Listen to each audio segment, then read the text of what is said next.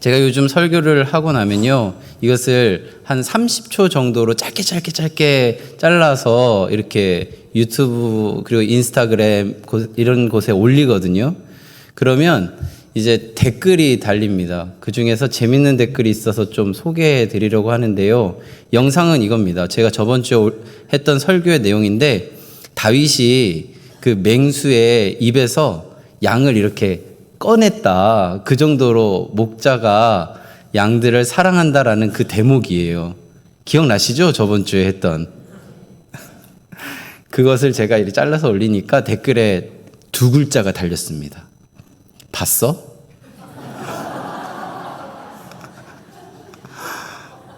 그래서 제가 이걸 어떻게 반응을 해야 될까 한참을 고민했습니다. 안 봤거든요, 사실. 저는 못 봤어요. 그러다가 답은 하진 않았는데요. 정말 본 사람들은 어떻게 살아갔을까? 이런 생각을 했습니다. 저희는 성경을 통하여 하나님께서 우리에게 하신 말씀, 예수님께서 공생애 하실 때의 이야기, 그리고 바울을 통하여 이어져 가는 이야기들을 저희들이 듣고 또 성령 안에서 깨닫는 시간들을 보내기 때문에 이렇게 봤어? 라고 물어볼 때 대답하기 어려울 수 있지만, 정말 본 사람들은 어떻게 살아갔을까?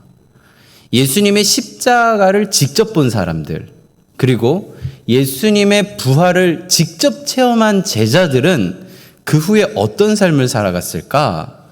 이런 생각을 해보았습니다. 예수님의 십자가 달려 돌아가시고 나서 제자들에게 예수님은 두 번 나타나셨습니다.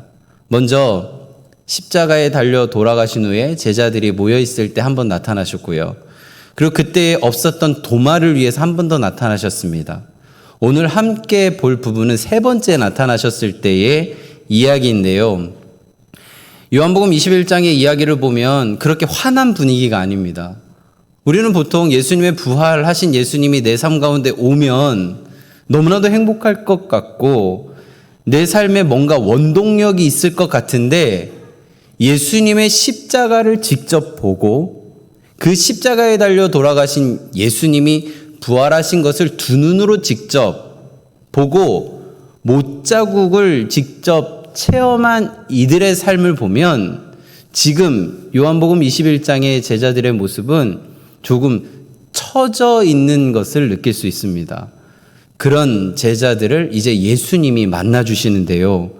예수님이 어떻게 만나 주셨을까를 우리가 함께 보도록 하겠습니다. 우리 먼저 예수님 만나기 전에 제자들의 모습, 제자들은 어떻게 했을까? 우리 3절 말씀을 함께 읽겠습니다.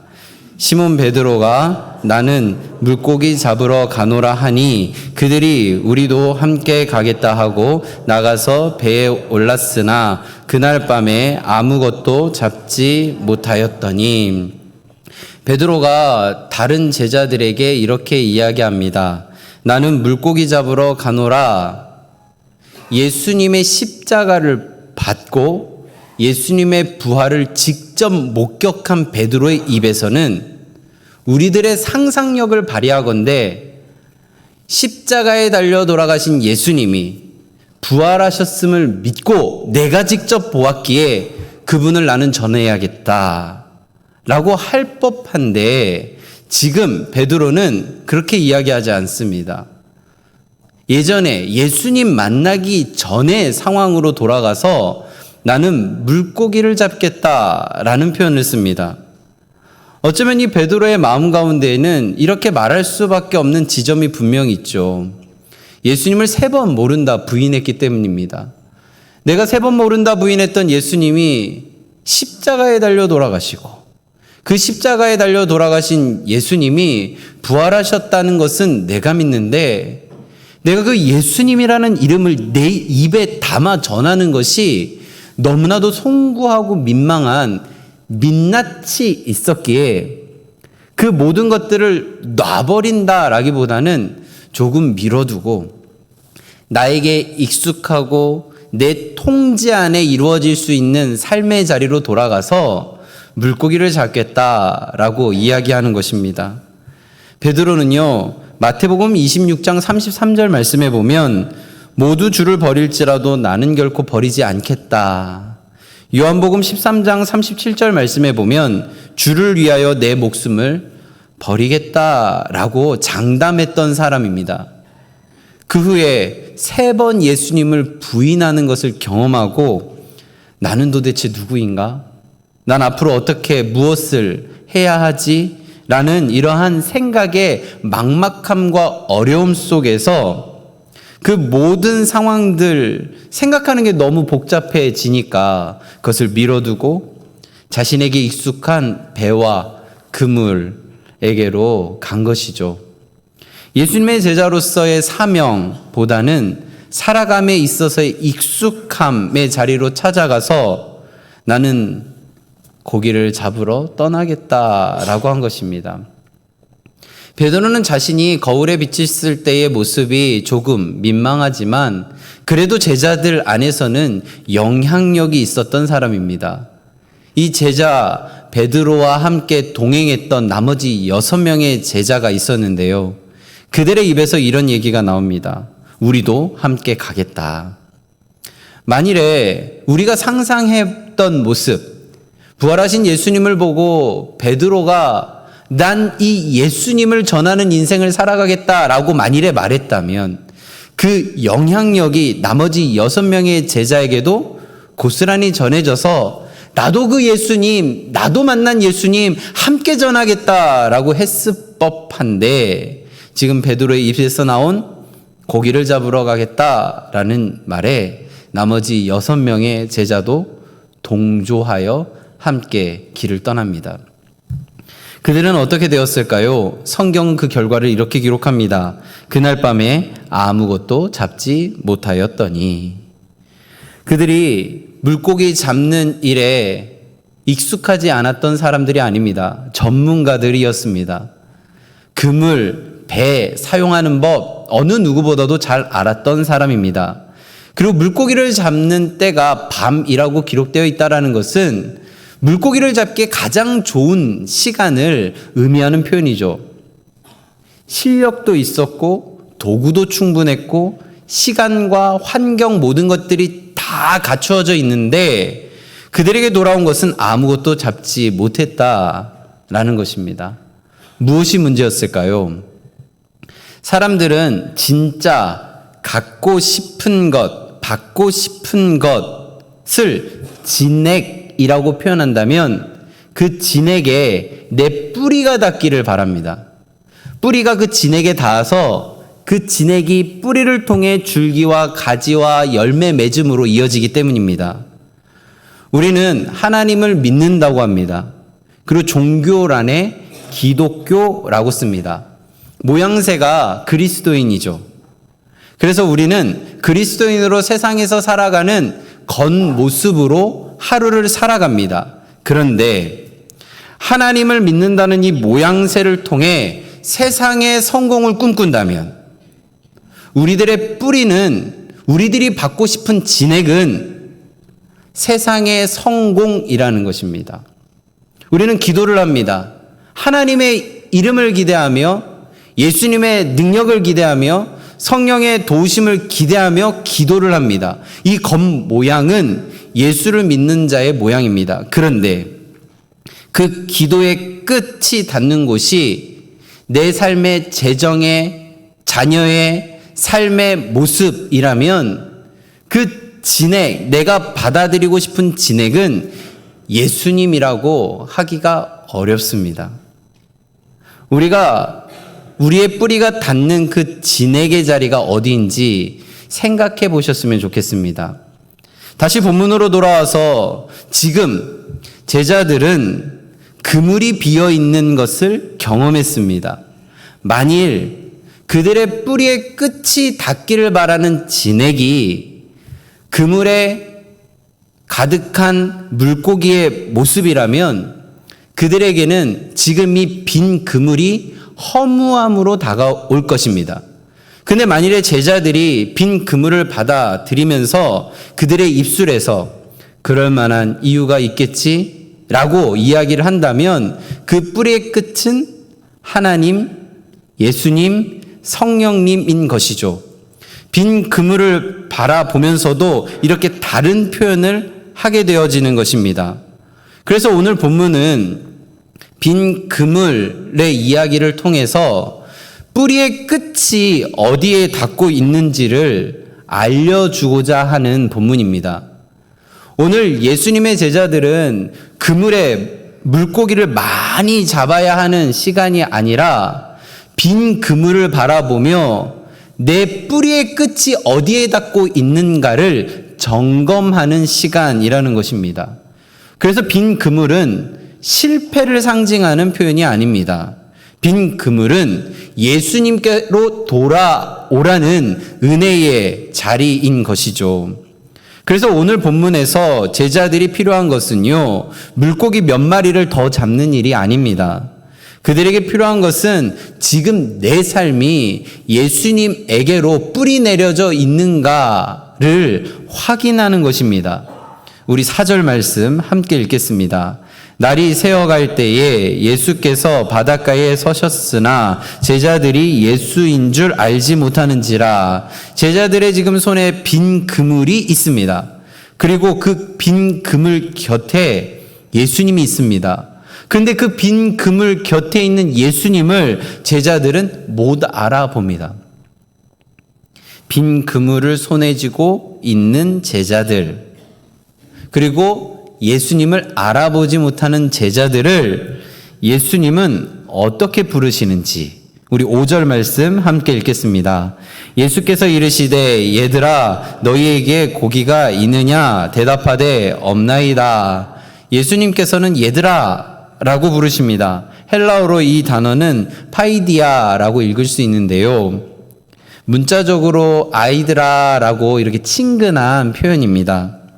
예수님은 제자들을 향해서 배신자들아 이렇게 안 하셨습니다. 도망친 자들아 라고도 안 하셨습니다. 너희들 내가 3년 동안 그렇게 가르치고 알려줬는데 지금 물고기나 잡고 있냐 라고 하지 않으십니다. 어떻게 부르셨냐면 얘들아 라고 부르셨습니다. 예수님은 이렇게 우리에게도 말씀하십니다. 우리의 실패를 호명하지 않으십니다. 실패의 순간에 담겨 있는 것을 다시 끄집어내는 표현을 하지 않으십니다. 예수님께서 물으십니다. 너희에게 고기가 있느냐? 예수님은 그들의 그물이 비어 있는 것을 모르시고 한 표현이 아닙니다. 그물이 비어 있는 것을 자신이 빈손인 것을 인정하도록 묻고 있는 것입니다. 제자들이 대답하죠. 없나이다. 이 대답 안에 그동안의 긴 밤에 담겨 있는 시간의 애씀이 표현되어져 있습니다. 애썼지만 없습니다.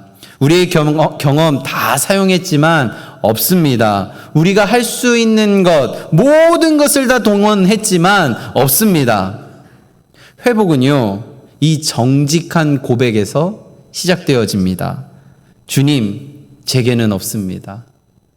제 힘으로는 할 수 없습니다.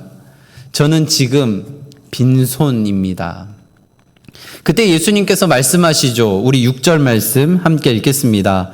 이르시되 그물을 배 오른편에 던지라. 그리하면 잡으리라 하시니 이에 던졌더니 물고기가 많아 그물을 들 수 없더라. 예수님께서 구체적으로 알려주십니다. 오른쪽으로 던져라. 그리하면 잡으리라.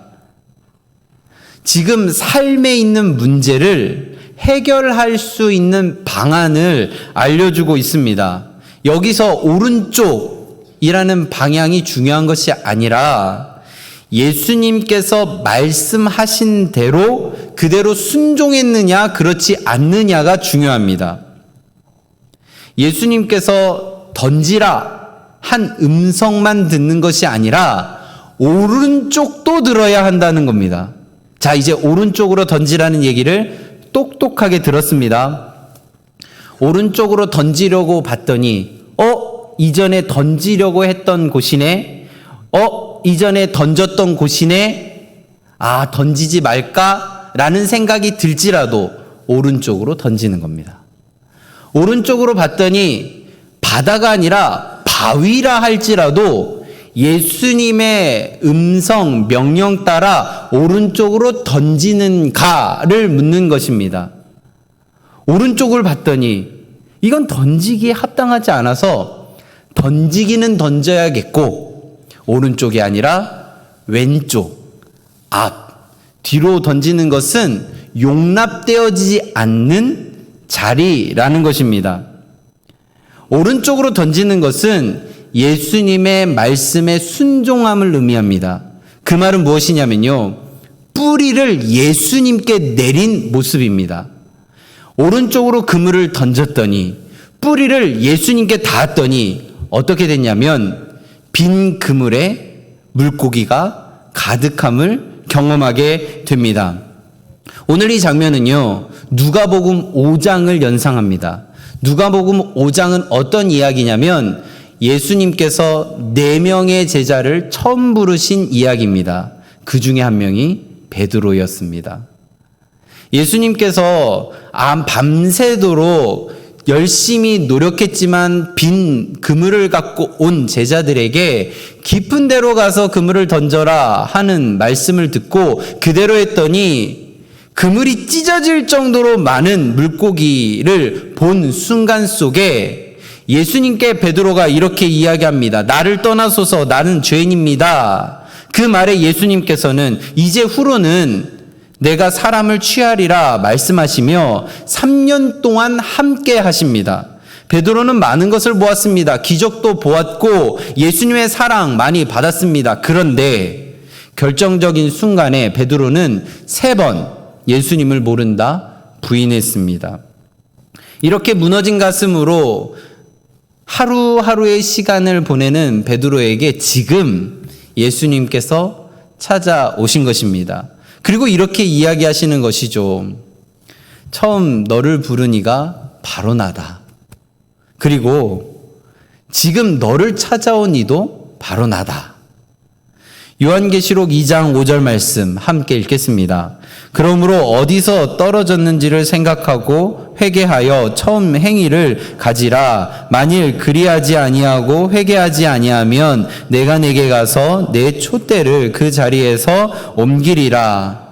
첫사랑을 지금 예수님은 회복하고 계시는데요. 첫사랑 회복은 과거 감정을 그리워함으로 되새기는 것이 아닙니다. 처음 나를 불러주신 그 은혜를 기억하고 지금 다시 그 오른쪽으로 던지라는 명령에 순종하는 것을 의미합니다. 오른쪽으로 던지라 했으니 던집니다. 뿌리를 예수님께 내립니다. 회복은 실패 이전으로 돌아가는 것이 아니라 처음 나를 부르셨던 예수님의 은혜 안으로 들어가는 것입니다. 베드로는 지금 익숙했던 어부의 자리로 돌아갔습니다. 예수님은 그 익숙하다라고 생각되어지는 그 자리로 찾아오셔서 인간의 익숙함이 아니라 은혜의 자리로 돌아오게 하십니다. 우리 9절 말씀 함께 읽겠습니다. 육지에 올라보니 숯불이 있는데 그 위에 생선이 놓였고 떡도 있더라. 제자들이 육지로 올라와 보니 잡은 물고기 가져오기 전에 이미 숯불 위에 생선이 놓여져 있습니다. 떡도 준비되어져 있습니다. 예수님이 먼저 다 준비해 놓으셨습니다. 예수님께서 떡과 생선 어디서 구해 오셨는지 성경은 기록하고 있지는 않은데요. 분명한 것은 제자들이 무엇을 준비하기 전에 이미 예수님께서 식탁을 다 차려 놓으셨다는 사실입니다. 은혜는 우리가 뭔가 수고를 했기 때문에 받는 것이 아니라 이미 주어져 있는 것입니다. 우리가 살아갈 때 많은 은혜의 시간들이 내가 무언가를 했기 때문에 얻어지는 것이 아니라 이미 하나님이 주시고 준비해 놓으신 것이 바로 은혜입니다. 어떠한 종교처럼 3000번 절을 했기 때문에 주어지는 게 은혜가 아니고요. 1000일 동안 어떤 골방에서 무건 수행을 했기 때문에 주어지는 것이 은혜가 아니고요. 이미 나를 아시는 하나님께서 상을 차려 놓으신 것이 은혜입니다. 자, 이제 식탁의 자리로 예수님께서 초대를 하시는데요. 보통 우리가 상상하는 것은 밤새 고생한 제자들에게 어서 와라, 어서 와라, 어서 와서 먹어라, 고생했지? 너무 고생 많았다, 내가 다 차려놨으니까 먹어라 할 법한데, 예수님께서는 10절과 같이 이야기하십니다. 우리 10절 말씀 함께 읽겠습니다. 예수께서 이르시되 지금 잡은 생선을 조금 가져오라 하시니, 예수님께서 너희들이 잡은 생선 좀 갖고 와라 라고 표현하십니다. 예수님이 준비하신 게 부족해서 그러셨을까요? 이 정도면 될 것 같았는데 제자들이 먹성이 좋아 보여서 안 될 것 같아 좀 더 갖고 오라고 하셨을까요? 예수님은 이미 충분히 준비를 다 하셨습니다. 그들이 먹기에 넉넉하게 준비를 다 하셨습니다. 그런데 그 모든 준비한 것 위에 순종의 열매를 얹고자 하신 것입니다. 예수님이 준비하신 그 은혜의 식탁에 제자들의 순종을 얹고 함께 하려고 하신 것입니다. 우리의 헌신이 하나님의 은혜를 완성하는 것은 아닙니다. 우리의 수고가 없어도 하나님의 뜻 실패하지 않습니다. 그러나 하나님께서는 우리의 기도와 섬김과 작은 순종을 기쁘게 받으시고 하나님의 식탁 위에 그것을 올려 두시기를 원하십니다. 우리 강내에 사랑하는 아들과 딸들이 복음 들고 제주 땅으로 떠납니다. 예배 마치고 2층에 가보시면 복도에 39명의 청년의 얼굴들이 있는데요. 그 얼굴 밑에 기도 후원자 3명을 모집하는 빈칸들이 있었습니다. 지금 가보시면요, 39명 청년 이름 밑에 모든 이름이 다 차 있습니다. 저는 지나갈 때마다 그 모습을 보면서 마음 가운데 너무 감사함이 느껴집니다. 왜냐하면 이 청년 선교가 청년부만의 행사가 아니라 우리 강내교회가 함께하는 자리구나. 그러면서 그 청년들의 얼굴을 보고 기도 제목을 보고 그들의 손을 맞닿으면서 기도하는 그 기도가 하나님의 이름 가운데 우리 강내교회의 역동력으로 발휘되겠구나 라는 생각을 하였습니다. 그 한 분당 기도를 하면서 재정 후원을 5만 원을 하거든요. 5만 원을 하는데 그 5만 원이 저에게는 있어서 어떻게 느껴지냐면 기도와 재정 후원이 합해짐으로 5만 원이 5천만 원 이상의 가치로 변화되어지는 것이 느껴집니다.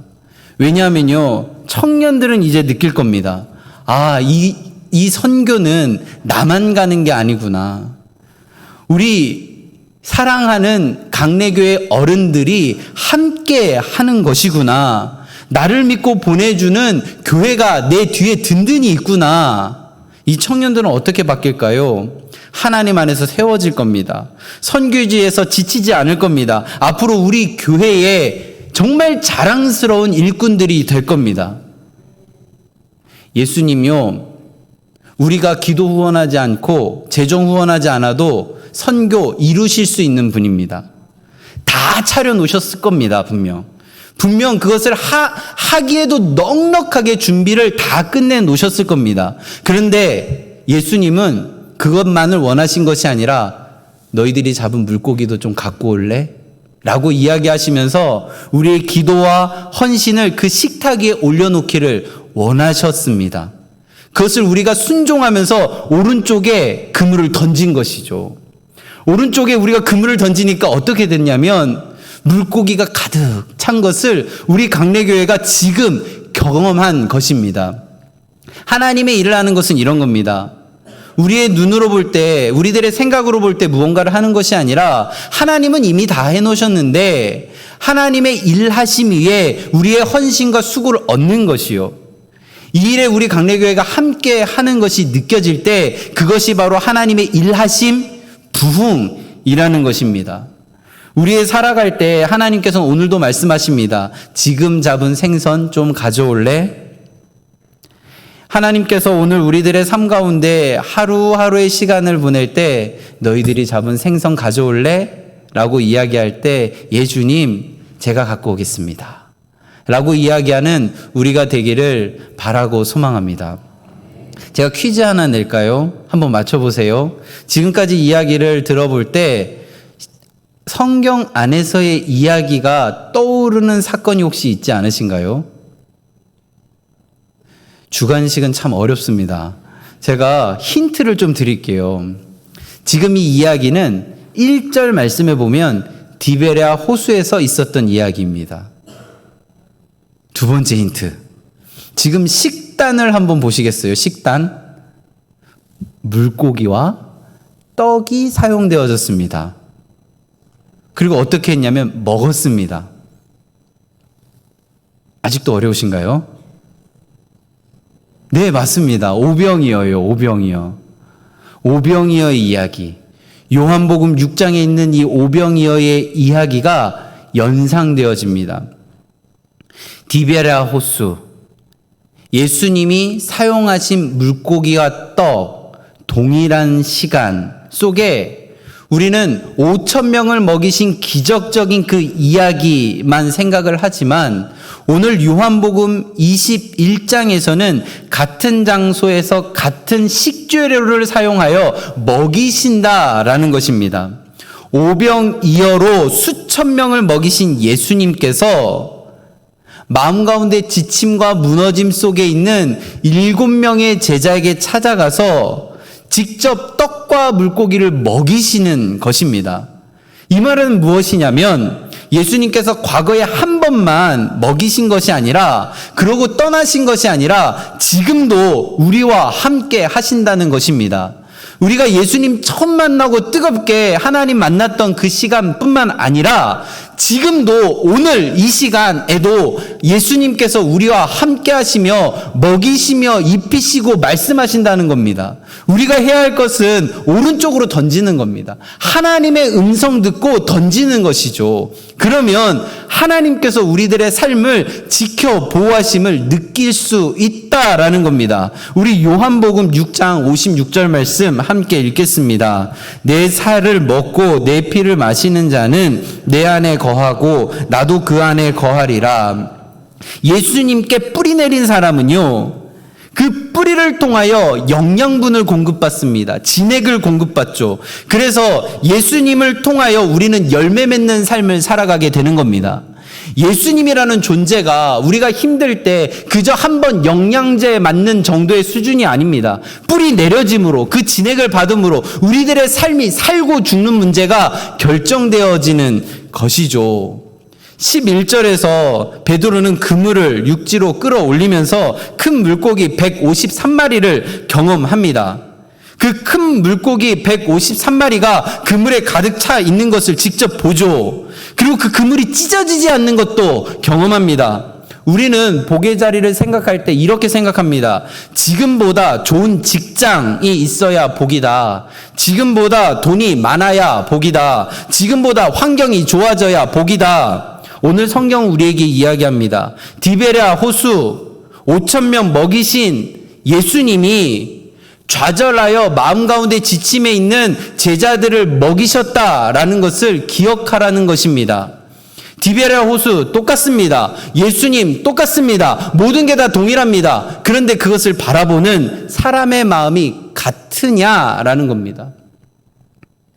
예수님께서는요, 십자가 부활 이후에 제자들 살 길 찾아 떠난 그 디베랴 호수에 찾아가셨습니다. 그리고 부르셨습니다. 얘들아, 조반을 먹어라.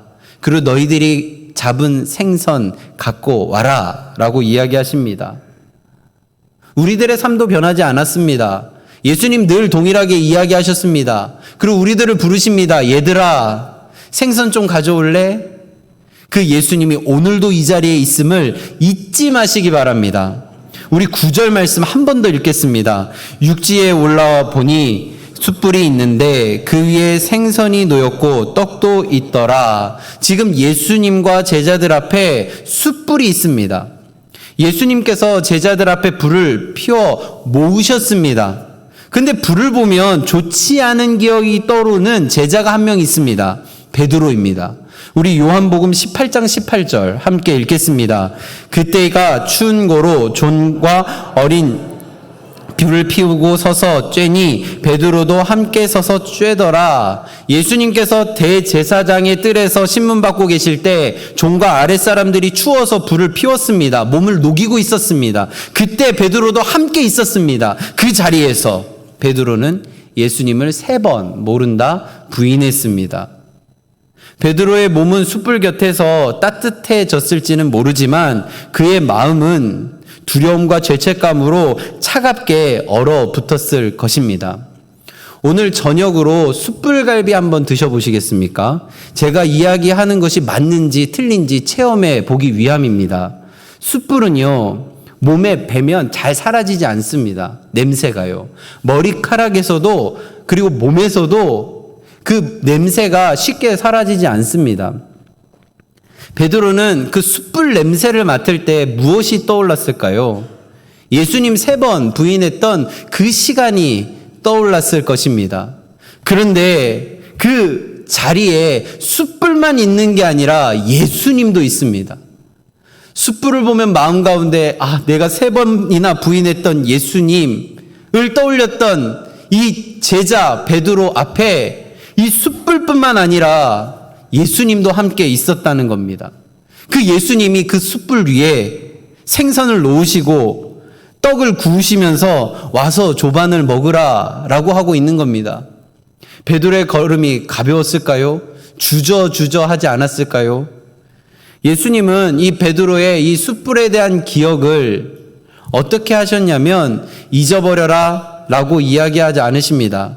예수님은 모른다 라고 한 그 밤과 같은 너무나도 닮은 자리로 그 기억을 다시 끄집어 오십니다. 그러면서 그 기억 위에 은혜를 덮으십니다. 나는 그를 모른다 라고 했던 베드로의 기억 위에 베드로야 나는 여전히 너를 안다. 너는 여전히 내 사람이다. 와서 먹어라. 말씀하시는 예수님의 음성을 덧입히신 것입니다. 예수님은 숯불을 없애지 않으셨습니다. 대신 꺼내기 싫은 그 실패의 숯불 위에 은혜를 얹으셨습니다. 우리는 흔히 회복이라는 것을 과거를 잊어버리는 것이라고 생각합니다. 과거의 그 어려움들, 힘듦, 아픔이 잊어지나요? 상처는 흔적으로 남습니다. 그 상처를 보면 이전 모습이 생각나는 것입니다. 그래서 예수님은 어떻게 하셨냐면 실패의 기억을 완전히 제거하는 방법을 선택하신 것이 아니라 그 실패의 기억 위에 은혜를 덮으신 것입니다. 예수님은 과거의 이야기들을 없애는 분이 아닙니다. 그 과거가 더 이상 나를 지배하지 못하도록 은혜의 기억을 얹으시는 분입니다.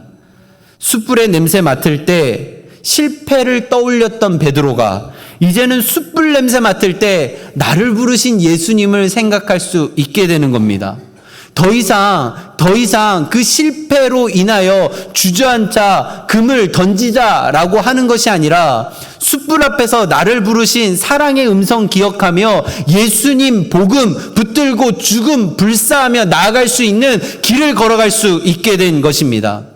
요한복음 6장에서 수천 명을 먹이신 예수님만 있는 것이 아니라 요한복음 21장에서 실패하고 주저앉아 있는 제자들에게 조반 차려주시는 예수님이 우리 예수님이라는 것입니다. 교회는요, 실패한 사람을 식탁 밖으로 밀어내는 자리가 아닙니다. 예수님의 은혜 안으로 다시 일어설 수 있도록 돕는 공동체여야만 합니다. 서로 과거를 생각하며 정죄하는 언어 쏟아내는 자리가 아니라 예수님처럼 제자들 부르셨던 것처럼 얘들아 하는 이러한 사랑의 언어를 나누는 자리여야 합니다. 그물에 왜 그것밖에 없느냐라고 핀잔하는 것이 아니라 힘들었죠. 이곳에 와서 같이 먹읍시다 라고 이야기하는 언어가 오늘 이 자리에 있어야 하는 것입니다. 우리에게도 숯불의 기억이 있습니다. 생각만 해도 마음 아픈 시간, 실패의 시간, 다시 돌아가기 싫은 순간, 그때 내가 왜 그랬지? 라고 하는 후회들, 가정에서의 실패, 자녀에게 남긴 상처, 신앙생활하는 가운데, 사역하는 가운데 무너졌던 기억들, 말 몇 마디로 사랑하는 사람의 그 시간들을 무너뜨리게 했던 그 많은 시간들이요. 그게 다 숯불의 기억입니다. 그때 거울에 비친 나를 바라보면서 실패자, 배신자, 자격 없는 사람이라고 이야기할 때 예수님은 우리를 그렇게 부르지 않으셨습니다. 얘들아, 얘들아. 주님은 우리의 빈 금을 보면서 이렇게 이야기하십니다. 얘들아, 너희에게 고기가 있느냐? 우리는 이제 정직하게 대답해야 합니다. 주님, 없습니다. 제 힘으로는 할 수 없습니다. 그러면 주님께서 이렇게 말씀하실 겁니다. 내 말 의지해서 그물을 던져라. 그리고 와서 조반을 먹어라. 제자들의 뿌리가 풍성한 그물에 있는 것이 아니라 제자들의 뿌리가 예수님에게 맞닿을 때 그들은 하나님의 통로로 사도로서의 역할을 감당할 수 있었습니다. 우리의 삶의 뿌리가 지금 어디에 닿아 있는지 오늘 본문을 통하여 다시 한번 우리 점검해 봅시다. 우리의 뿌리가 예수님에게 닿기를 바랍니다. 예수님을 통하여 진액이 내 삶 가운데 들어오므로 내 삶에 예수님의 열매가 맺히는 시간들이 우리들의 삶 가운데 충만하기를 축복합니다. 빈 그물보다 더 중요한 것은 우리의 뿌리가 어디에 내려져 있는가입니다. 실패의 숯불 곁에서 죄책감에 몸을 떨고 있는 우리를 위해 예수님께서는 다시 숯불을 피우셨습니다. 그 불은 우리를 정죄하는 불이 아니라 차가워졌던 마음을 녹이고 다시 시작할 수 있게 하는 회복의 숯불입니다. 처음 부르신 분 예수님입니다. 실패한 우리를 다시 찾아오신 분 예수님입니다. 빈 그물을 채우시는 분 예수님입니다. 아침 준비해 주신 분 예수님입니다. 오늘 횃불의 불을 다시 지피신 분 예수님입니다. 우리는 이 주님의 음성에 집중해야 합니다.